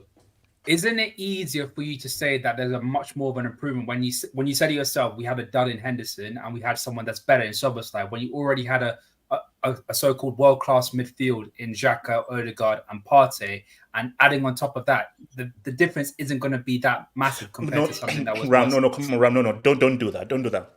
We're not saying the word world-class and Xhaka in the same sentence. That's a football thing. No. Okay, like, let's not say very good functioning it was midfield. Functional. A very good functioning midfield. Isn't it a lot easier to say, he's a lot better because he's improved them tenfold when they were really bad? But Rams, as the point for 100 mil, with all the hype that's been said, I want to see the improvements. And for what Rice has done, a deflected goal against United is not worth 100 mil. I'm sorry. And I had that argument with Arsenal fans because a few fans actually, because I watched that Arsenal Man United game and someone was raving about him, and I said, like, take the goal, obviously celebrate the goal, but take that aside, it was just a very average performance. A lot of sideways and backwards passes. I've watched Declan Rice a lot, and I said this: I would, if I saw Rice put in the performances he's been putting in for Arsenal, I would never come out of a ground going, wow, Declan Rice today, man. He was the main man. He was brilliant. Like, it's just Declan Rice on a mediocre day. You know, that's what, but because he's 105 mil, because he came with all of this fanfare, he's being overhyped to justify that price tag because there was the expectation and you don't want the disappointment that comes with it. Same way they're trying to defend Havertz. Oh, Havertz isn't a flop. Havertz is going to come good because they don't want to wrestle with the fact they've spent 65 mil on this guy and he's going to flop. I'm not saying Rice is going to flop, but we need to chill on it. Like, he may come good. I think the goal against United had overhyped his performances, in my opinion. Obviously, a goal against your big rivals is a massive thing, but because they use that as like a stick to keep him further atop, I think that's why he's going to get overhyped. Yeah, no, I mean, yeah, I think here, look, no, but see, guys, this is still 4 games in the season. It's still a very small sample size. Hence why let's go halfway through the season and let's see how everything has gone through. But let's keep it real. West Ham pulled a stick up on Arsenal for 100 mil. That's a stick up. I'm sorry, like Rice is not worth 100 mil. And same thing with Havertz and Mount. That was daylight robbery. It was a stick up, you know. But now, obviously, Chelsea did a stick up, but we're still 12th. But that's a whole other conversation. I hear what you're saying about that. What we said about flop of the season so far? Who have been? And normally, this is the more expensive people that haven't delivered. Mount's name's got to be in there, but he's only played 2 games. Caicedo. Talk about Caicedo. Let's relax. No. Talk about it. Talk about it, bro. No. Can I Kai's baby needs time. Kai's needs time. Give Kai's time. British record fee for a player. Can I at least slightly defend him before? Also, before we defend the boy, I want my flowers for Gvardiol because he's unreal. But that can come at a later date. For Caicedo, right? He played about 15 minutes against West Ham and he gave away a penalty. I can't back him on that. That was dumb, right? But it was terrible, the whole thing, not just the penalty. Yeah, it was the whole thing, man. But in the second half, was anyone functioning that well? No. So I'm not going to put that on him, right? In that last game, he actually didn't play badly. And I know he gave away the ball before the goal, but the amount of times midfielders lose balls in midfields That's not new. Why is no one talking about the fact that none of the other midfielder and all the other defenders did nothing about what's his face? Who even had the was it Ianiwi or Alanga having the ball? Why is no one talking about that? It was just because Caicedo lost the ball. Oh, it's Caicedo's fault. I thought he did actually play that badly. He just gave away a ball and then everyone. But David, Caicedo. Do you know why? I do get 100 mil, 150 mil. I get it. Don't worry, I'm with you. I understand. I'm not delusional. But I would like to defend him. Like he's not. It's not all been awful. It's not been like it's flopped so far. You can rescue it. He can not be. No, but so far in the first 4 games. The reason why there's so much heat on him is the fact of I'm using Hapop's logic. You paid a world record fee for him. I'm expecting Claude Makelele level. Allegedly, and he's not even doing that, bro. Hapop, you said it. You said it for Declan Rice. You paid 105 million. I'm expecting levels. You paid a world record fee, British record fee. No, it didn't. Brighton just bullied us into that fee. Basically, I don't even view that as a proper fee. Brighton basically pushed us. Basically, Brighton should be taken to The Hague or court of arbitration of sorts, because what they did to us in Liverpool, that's a crime. It's criminal. So for me, I don't view that as a price. That's just a crime. So for Rice, see, that's real. What we paid for thingy, I don't view that as a fee. But look, as Wallace just said, come on, yes. He looked bad in those. Not looked bad, but he did not look up to par of 150 mil. Let's keep it a stack. We don't need to see 38 games. Kai Havertz will be the flop of the season. That is set in stone. That's set in stone. Because how you paid 60 mil for that dude? Wow. But do you know what's mad? That's fine. If Arsenal end up winning anything or just having the same season they had last year, we won't really be talking about flop of the season. Caicedo has to propel you. Yes, we will. I'm on that agenda. If they finish second, maybe. But if they're to win the league somehow, or come out and win the Champions League, that gets brushed under the carpet because he's part of a team that have won yet again. Yeah, but it doesn't change the fact. I get you. But if you look at the first 4 games of the season, Arsenal are unbeaten, 1-3, drawn 1. He hasn't impacted their team to a point where he's dropping them points. Now, I know Caicedo, for me, for someone I rate so much, and we spoke at value earlier on, the fact that he's nearly 50, 60 million pounds more expensive? Yeah. And Caicedo's so far been worse than Havertz. And he costs like 50, 60 million more. I don't think Caicedo will be the flop of the season he won't be the flop of the season come the end of the season. But right now, like everyone will go to Kai Havertz because it's the easy factor, but I just think Caicedo's price and the value and the fact he's done nothing yet in those games puts him in that mix. I think Kai Havertz is there. You can throw Mason Mount into it as well, but he played the first 2 games, but he was awful. How much you pay for Onana? I want to ask you, Man United fans, about Onana. No, it was about 45. 42 million. 42. Wait, hold on. Terry, I'm just going to say, are we putting a number 7 jersey tax on Mounts if he flops? Since he was given the number 7 jerseys, should there be a tax there? Yeah, I think so. I think you got it. Yeah, I think so. It's the iconic number 7 for United, no? Yeah, come on. If you flop in the same jersey, that's Ronaldo. Best war. Yeah, come on. Yeah. But then Nketiah got the number 14, didn't he? Didn't he get the number 14? Yeah. Right now, to be fair to Nketiah, he scored a goal. I ain't seen nothing from MM7. I'm actually coming for Mason Mount because I got flack for hating on him, and then I got flack for defending him. So now he's left. I'm just running with it. I'm just running with it now. MM7. I want to ask a question. So, Dan, you think that Onana could be the flop of the season so far? No, I don't think he is the de facto, but I think his name needs to be mentioned, like an honourable mention of someone who has, I think, he's not lived up to it. I looked at the stats out there, him to De Gea. No way. Dan, that's stretching it, bro. I'm not having that. The only goal I'll have a go at. Save he made against Arsenal, he didn't seem to know much about. I'm not saying he just has not lived up to the hype as being the guy to replace De Gea, and now we've got a proper goalkeeper. He may come good, it's still too early, but right now, I'm just saying his name, it should be spoken on. He hasn't done anything bad. What goals would you say are his fault? Like where, wow, you should have saved that. What was was it the first game? I'm trying to think. He had a awful. I know the midfield got blamed. I know what. So the first game he wasn't. We got a clean sheet. We won 1-0. The Forest game. the Forest game where he went through on goal. And listen, in real time, I think I tweeted, what the hell was the goalie doing? Then I rewatched it. And the player dummies a shot. And the goalie goes to make the save. And then he realizes it's a dummy. And because he's off balance, he falls over. That's no different. How many of your goalkeepers have had a player run around them, take them on, or dummy? I didn't really think it was that bad, but I feel like Onana is getting overly, like, even the goals against Arsenal. How many of those goals were his fault? Let me read this. Let me read this out to you guys. Right, this is what I was looking at: De Gea versus Onana. De Gea's last 4 games, Onana's first 4 games. Goals conceded: De Gea 2, Onana 7. Clean sheets: De Gea 2, Onana 1. Save percentage: De Gea 83, Onana 68. Passes, obviously he's made more passes. Can I ask a question? A question for you: How many more shots? How many shots did each goalkeeper have at them? And what part of the goal were the shots at? What was the XG of those chances? Sky Premier League have not added that. Yeah, of course. They haven't factored that in.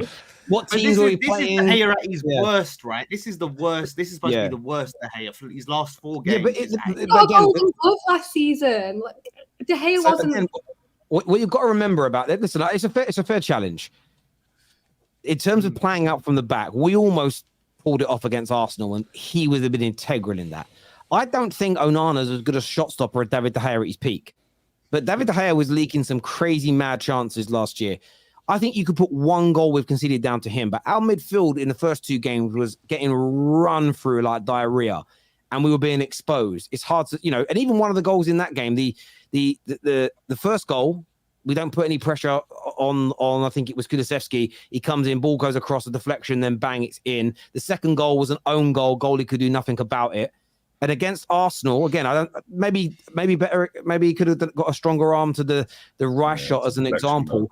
He almost gave away a penalty, by the way, but it wasn't given against one. I'm not saying he's been perfect, but this whole De Gea comparison, again, as Man United fans, we can see a difference in having him at the back in terms of how we're trying to play, and he'll come good. But listen, I can understand the criticism, but to put him anywhere near Caicedo or Kai Havertz is mad. Sorry, Hammer.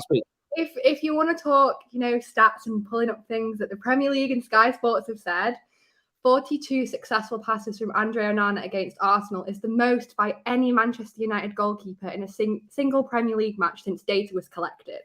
So that his stats for passing are really good, but obviously we're not sticking him in midfield. You can play in midfield. But on that, David De Gea hasn't been considered one of the best goalies in the league for 2 or 3, 4 years because of his passing.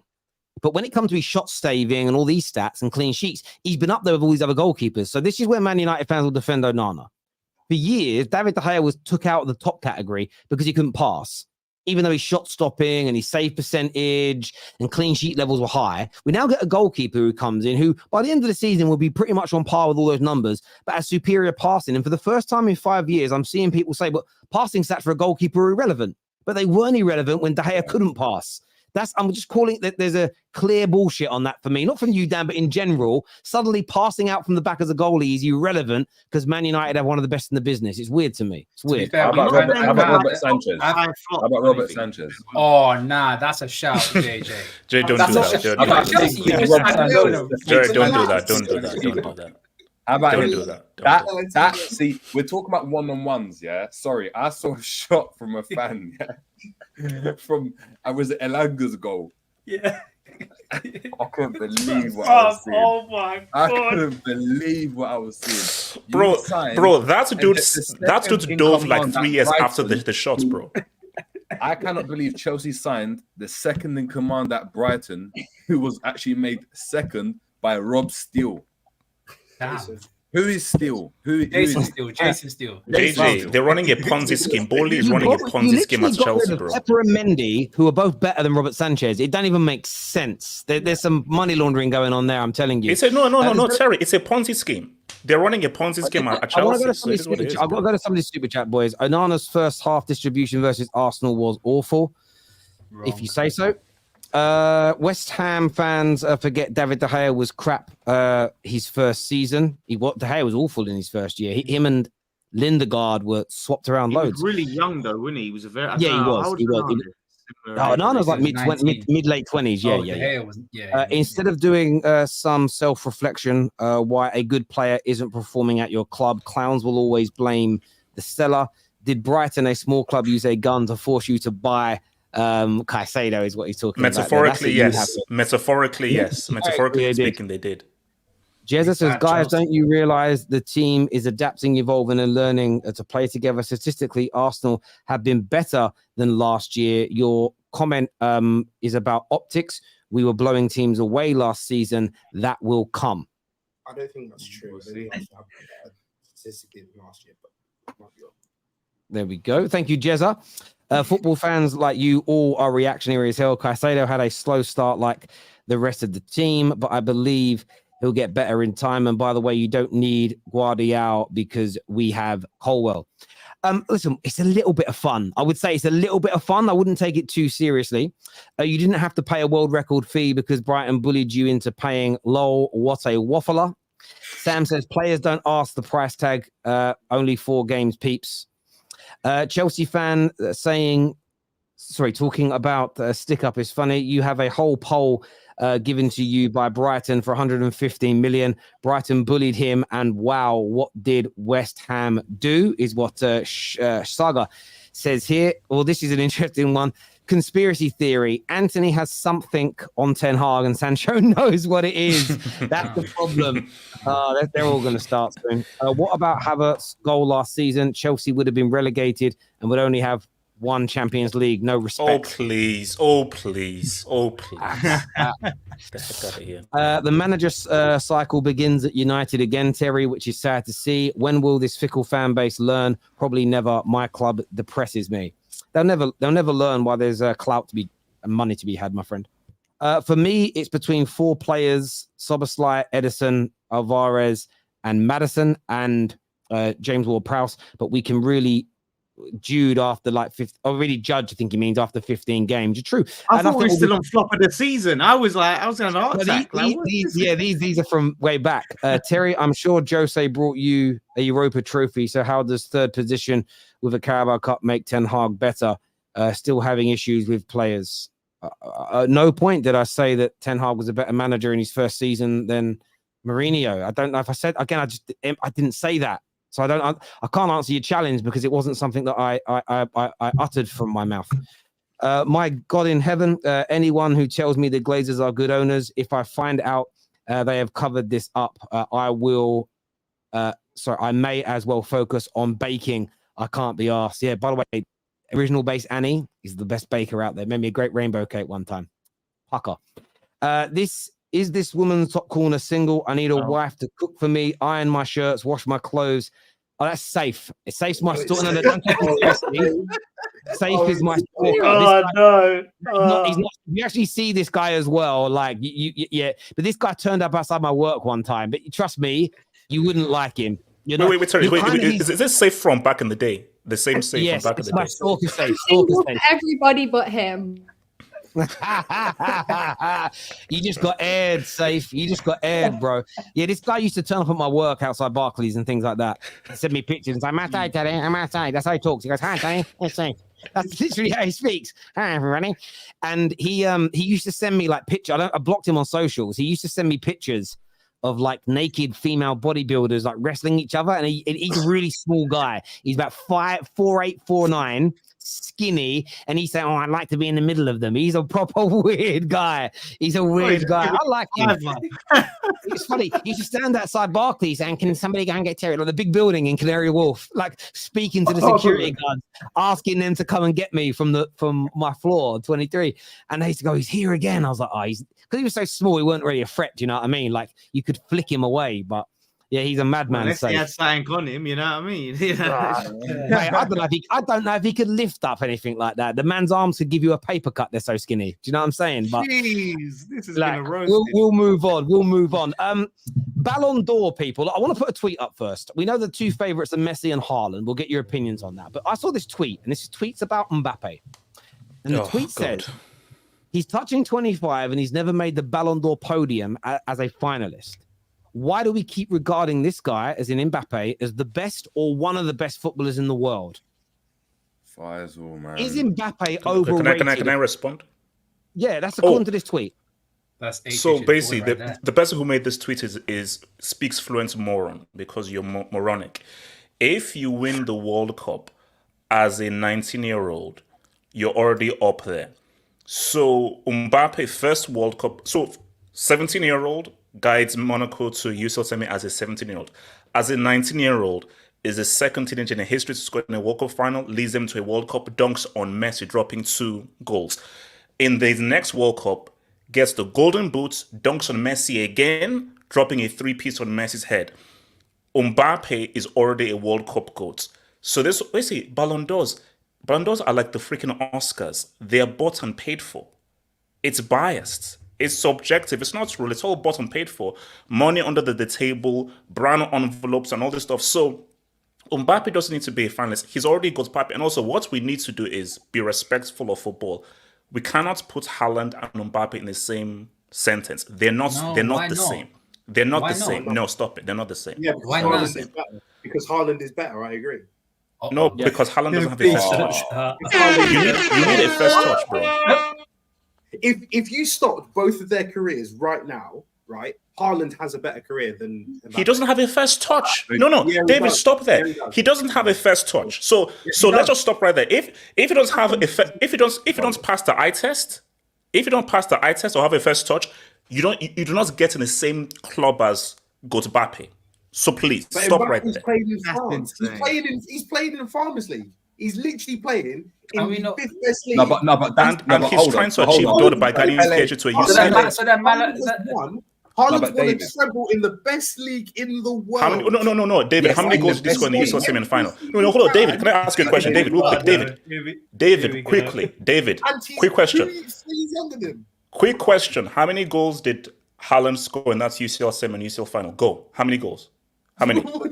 Speak up. I can hear you. There you go. Have hope. Let me ask you a question. You know, in those same semi-finals and finals where Haaland won the treble and didn't score in the semi-final and finals, how many did Mbappe score in those semi-finals and finals? Can I respond? He scored in the semi. Because we're judging the 2023 Ballon d'Or, so we're looking at the seasons they both had. You can criticize Haaland for not scoring in those games, but Mbappe wasn't even there. So when it comes to this year, Haaland has done more than Mbappe this year. Now, I love Mbappe. I think he's great. But in 2023 or this season, he got to a World Cup final and he was fantastic and deserves props for that. But he's scoring goals and wasn't even. Did he win the Golden Boot in Ligue 1 last year? Yeah, I think so. No. It was Lacazette. Sorry, wasn't it? Lacazette outscored him in the league. Lacazette. That shows you the standard out there. Balogun was one of the highest scorers as well out there. Didn't do anything in the Champions League. Haaland broke how many records in England that have stood for anywhere between 30 to 50 to 60 years, wins a treble. This season, he's clear of him. This season, he's clear of him. No, Terry, I agree with you. No. My 3 finalists are Rodri, Haaland, and Messi. Those are my Ballon d'Or finalists. I'm just saying that bomb that put up that tweet saying that Mbappe is overrated has never been like on the podium is stupid. So I'm just saying look, Mbappe doesn't deserve to be the final 3. Personally, I'll give it to Rodri, but that's for a different discussion. Rodri, Messi, Haaland should be in the finalists for the podium, but all because Mbappe has not been on the podium, how does that somehow demean the career of a 19-year-old World Cup winner? Yeah, but this is my point. It's like Pele played in 2 Farmers Leagues, isn't it? Pele played in Brazil, then he played for what? The Broncos. Brazilian football back then was really good, though, JJ. No, it was really good, but it wasn't at the top league in the world. It was really good, but it wasn't. And still, everyone looked at the Brazilian league like, okay. What I'm saying is, he still went and did that, and when it came to the World Cup, he still performed. And Mbappe's shown that even though he's in this Farmers League, when he comes onto that international stage, he's still hitting hat tricks and winning the Golden Boot in the World Cup. So when we're talking about what Faisal said in that tweet, when he's talking about this guy's overrated, what are we talking about? Like it sounds as though he's the second player after Pele to go and score in back-to-back finals. Bro, and I appreciate that. In terms of by the way, Mbappe was the top goal scorer in France last year. I went and checked. He got 29 goals. Lacazette got 27. But how do I say this in the right way? I've probably seen people say for at least the last 3 years, he's the best player in the world. Do you all agree then with Have Hope that it's why hasn't he won the award if he is the best player in the world? because maybe we judged it. Maybe we judged the Ballon d'Or wrong. For me, the Ballon d'Or's always not been about who the best technical footballer is or the best out there. Otherwise, the same person wins it every year. It's always about who's had the best season. And I think Mbappe's up there with all these players. But because he's playing in France and hasn't won the Champions League, it's very difficult for Mbappe to have the best season, because we know the goals in England and the Liga and these places, they weigh more. So that's why I've been screaming for Mbappe to leave France for years now, because I'm not saying it's holding him back because he's so famous and so good, but he doesn't have a domestic legacy at all, and he's 25 nearly. No. You guys can't tell me off the top of your head all these great domestic games he's had. You don't remember him, but you can already name Haaland. No. He has to leave Uber Eats. He has to. Gotta go. No. Yeah, I'm busy. As long as Mbappe is in Uber Eats, he can never be rated as a top-tier player. It will never happen. You've got to leave Uber Eats. Hence why I'll say, Mbappe, make your move to Real Madrid, because that is the club that can give you the UCL. The only way we can justify an amazing season for Mbappe in Uber Eats is if he leads PSG to the UCL, which is impossible because it's freaking LSG. Those guys are cursed. They're never winning a UCL. There is one way for him to end the debate between him and Haaland. We sell Mo Salah, Killy comes to Liverpool, man. Proper Mbappe versus Haaland in the Premier League. That would be the best. Ram, I'll just say, I think Safe's got more chance of marrying Hannah than that happening, to be honest with you. I don't that FSG, but... Yeah, JJ. I have a quick one then. If Mbappe was to win the World Cup again and stay at PSG, then what are we saying? Not much. No, okay. But in terms of what? In terms of him? No. In terms of just like as a player. Wait, say goats convo or just like Ballon d'Or? Yeah, because even if he doesn't move, we know he's going to win multiple leagues in France, and of course we can talk about it being the Farmers League. But if he goes out on the international stage again and wins another World Cup, another Euros, and he's the main man yet again, how can we not? Bro, does he still need to leave Uber Eats? Yes. In that regard. No. In my opinion, if he wins a second World Cup, oh my gosh, the exchange rate is like one World Cup to like 5-6 UCLs. So my thing is that if he wins another World Cup, 2 World Cups plus a golden boot of a 1 World Cup, bro, now we're talking about real GOATs carnival. We're talking real GOATs carnival. He exceeds Zinedine Zidane's legacy with France. But this conversation isn't about GOATs. This conversation is about being said you're the best player in the world. And I'm just again, I'm trying to understand it, because sometimes fan bases take personal, like some people say Gerrard's better than Scholes because he got more votes in Ballon d'Ors. Now people are sitting here and saying actually the Ballon d'Or's a popularity contest and it's flawed because their favorite player Mbappe hasn't won it yet. And I'm just trying to ascertain some consistency here as to whether it's an official award that we take seriously, and unless you've won it you can't be the best in the world. But Terry, I think there's been multiple times. I think there's been multiple times though in the Ballon d'Or where the best player in the world, like as a general consensus, hasn't won the award. So Thierry Henry, Pavel Nedved, that's an example. Virgil van Dijk, not even being biased, that year he should have won the award. Now I disagree. No. Messi 18-19 deserves to win better Van Dijk. Stop it. He deserved it. Who won that year? Who won it that year? Messi won it that year, which I think. You're saying that Virgil van Dijk's a better football player than Messi? No, that's not my point. I'm talking about the Ballon d'Or. I'm saying in terms of the Ballon d'Or, I'm saying there's been multiple times, and I've just named 2, where the better player that season didn't win it. The season where Lewandowski should have won it when he won FIFA Player of the Year, but didn't win the Ballon d'Or. That's another one. So there's been multiple times where the best player in the world for that season or for that calendar year hasn't won the Ballon d'Or. But that doesn't but see, here's my issue though. See, I'm the president of Mbappe FC, so I can be fully objective here. There has never been, I feel, a season where Mbappe has been the best in the world. Shout out to your boy Neymar. There's never been a season where Nene has been the best in the world. So to Terry's thing, as good as Mbappe has been, and with the achievements he's done, which puts him on a potential GOAT path, I can never fully see that there's truly been a season in which he has out and out been the best player for that year or for that season. He's just had iconic moments or amazing things that he's done. But throughout the plethora of a season, I don't think he's been truly out and out to the best player. But here's the thing.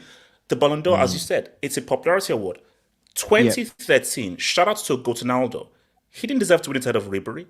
Ribery was the key player and the best player of a treble-winning team. And now we're now going to get into this whole Ballon d'Or discussion. How Ballon d'Or actually works, though, is the World Cup tax is heavy. You go back to 2006. Cannavaro won it that season. But Cannavaro did nothing domestically, so he won it that year. No, but the issue with this Ballon d'Or year, though, is that Messi did this thing in the World Cup. Even though I feel was Messi truly out and out the truly outstanding player of that World Cup, that's a different discussion. But yes. What are you watching? Calciopoli. Messi was the best player at that World Cup. Was he? Yes. Amrabat was better. Amrabat was better. My vote goes to Amrabat. He was. He was. Messi was. So who is anyone here saying who should win the Ballon d'Or, Messi or Haaland? Haaland. I think Haaland should. Haaland. He's a big factor in them winning the treble. Come on. It was World Cup 22, not 23. Smashed records. It's a tricky one. So for me, I feel that it's hard. It's an interesting debate because when you look at both arguments, so every time you have a Ballon d'Or, because it's the World Cup, it's the biggest prize in football. World Cup tax is heavy. I feel that Emi Martinez and Di Maria were super crucial in Messi winning that World Cup on penalties. And let's just be real, Mbappe dropped a 3-piece on Messi's head. So they wanted to via penalties. So how good was Messi really? Shout out to Australia and that Netherlands team. Yeah, but you don't count penalties. You don't count penalties. Yeah, I know, I don't. So my thing though is Haaland. The only thing, Haaland, debut season, you completely and totally adopted and seduced the goal scoring record in the Premier League. You dropped a 5-piece against Red Bull Leipzig in a knockout game. The only thing I ever have against Erling Haaland, you turned into Casper the Ghost in the UCL semis and the UCL final. That's the only issue I have. So guys, but let's keep it real. Do you know who my argument is? Rodri. Check this out. Arguably the best DM in the world for that last season. Was one of City's best players in a treble-winning team. And he scored the winning goal in the UCL final. And I believe he was the man of the match in the UCL final, man of the match in the Super Cup final. He'll never win. He won't even be on the podium. I think Rodri has a very good case. But let's keep it real. They're going to give it to Messi. They're going to give it to Messi. I hear you on that. This is Brazil was the best league in the world back then. What the F is this guy talking about? Because they had the best player. No. The league was good back then. It was one of the best. Yeah, Haaland hasn't even taken his country to a World Cup, which is more important. Yeah, it's Norway though. It's Norway. Oh, that's ridiculous. Norway got some decent players, man. I'm just saying. That's so ridiculous. So who's got the better team, Argentina or Norway? Yeah, but then different. There's different. Come on, Ram. Don't do it, Ram. Don't do it. Argentina is to win. You're one of the Liverpool fans who defends Gerrard not winning a Premier League because the teams weren't as good as Man United's. But internationally, you don't have the same energy. I'm not saying that. You've been done. Terry, I said this on the group chat. If Haaland had taken Norway to the World Cup, it would be no debate for me. Haaland wins the Ballon d'Or. Can someone tell me why Alisson isn't even on the list of goalkeepers? It's a joke. Yeah, I mean, he should be on the list, in my opinion. If I speak, I'm in big trouble. Yeah, it's crazy. Haaland might end being the greatest striker to ever play the game. He could. Other than goal scoring, what other footballing ability does Haaland have? As a footballer, Mbappe is better. And David, Mbappe won and scored the World Cup as a teenager, the first since freaking Pele. That doesn't change my mind because I would rather be Haaland than Mbappe. No, you wouldn't, David. No, you wouldn't. Yes, I just want to bring some breaking news before we end the show. Sorry, I've got some really bad breaking news before the end of the show. JJ, don't laugh. It has now just been revealed that a third woman has now come forward accusing Antony of physical assault. Oh my God! This is where I leave. Hang on. Record TV will be interviewing her on Sunday evening. It'll be live on television. He might be suspended. Terry, I've got to go now. Yeah, so am I. I'm going to go and cry and watch Top Boy. Listen, ladies, gents, I really appreciate you all coming on. Please, viewers, hit the like button before you leave. Get that done for the terrace today. Until next time, take care. Goodbye. God bless. And we'll be seeing you all again soon. Peace.